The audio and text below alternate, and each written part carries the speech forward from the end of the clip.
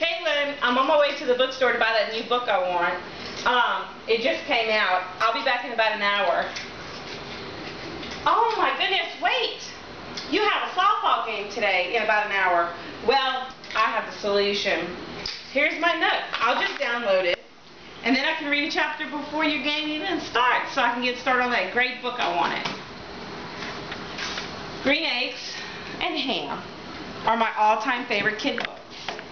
My mom read them to me when I was little. Now I read them to my children. I tuck my children in every night after reading them a story, and sometimes they talk me into 2 or 3 stories. It seems unbelievable that this world can go without a printed book and pictures. However, because of a thing we call technology, I feel that printed books will become obsolete, like the tape recorder and the typewriter. E-readers may open up opportunities to enrich a child's reading experience, but it is very, very important to have a printed book in every child's room. But I also have a feeling that the book will become irrelevant with the new and ever-changing technology. Simon Winchester, author of The Meaning of Everything, told The Telegraph that until recently he'd been clinging to the idea that printed books would likely last forever, but that with the arrival of the Apple iPad, I am now wholly convinced otherwise. Books are about to vanish, but reading is about to expand as a pastime. These are inescapable realities. So the question remains, are books becoming extinct with our ever-changing technology? Well, of course they are, because of reasons such as a drop in the amount of books being sold yearly, too easy to download the book that then go to the store, and in the long run, it is cheaper. As a parent, we need to not allow books to become extinct. If we would do, then we will let a piece of our childhood be lost forever. In fact, there have been a significant drop in the amount of books being sold. In 2011, the drop in paper books being sold was down by 7%. Barnes & Nobles was down by 2% in 2011. And in just the first quarter of 2012, we've already beaten that record by being at 9% in the amount of books being sold. Worldwide, the drops in books being sold are 16% in the first quarter of this year.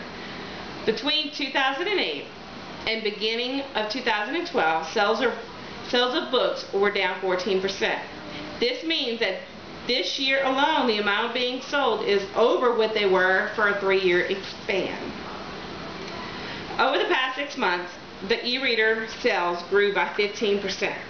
3.27 million e-readers were sold in the first quarter of this year alone, averaging 161.3% in 1 year.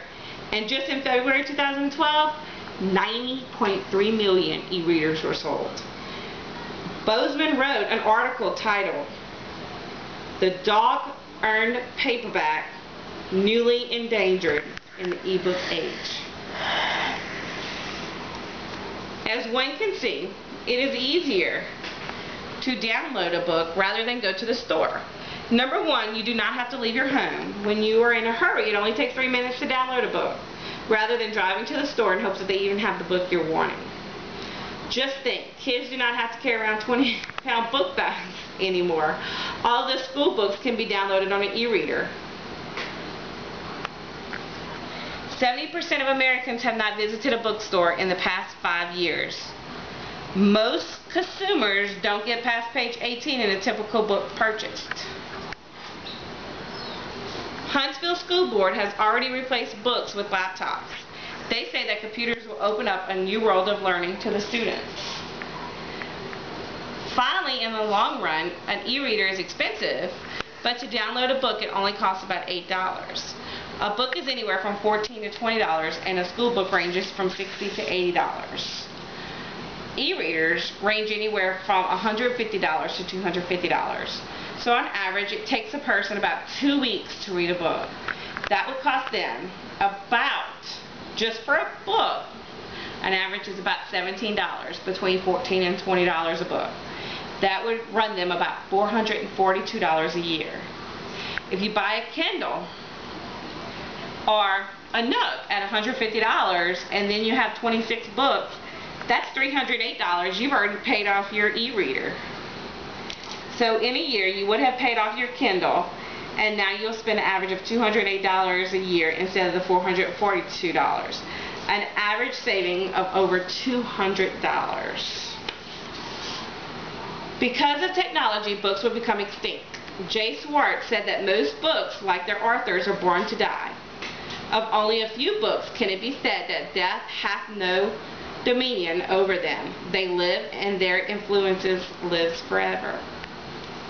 A famous quote from The Lion King: "It's a circle of life, and it moves us all through despair and hope, through faith and love," said Rafiki the monkey. This is true. Technology is a circle of life, and it is changing every day.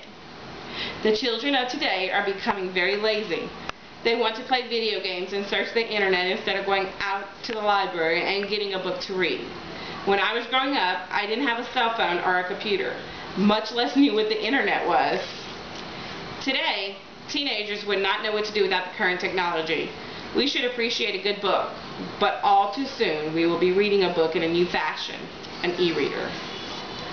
I would like to thank you for your time, and would like to thank you to imagine the world without a good book. So once again I ask, are books becoming extinct with our ever-changing technology? Well, of course they are, because of reasons such as a drop in the books being sold, too easy to download books and go to the store, and it's cheaper to use current technology. So again, we should not allow the book to become extinct. However, technology is designed to try to make life a little easier. So I will leave you two quotes. "These are not books, lumps of lifeless paper, but minds alive on the shelves. From each of them goes out its own voices.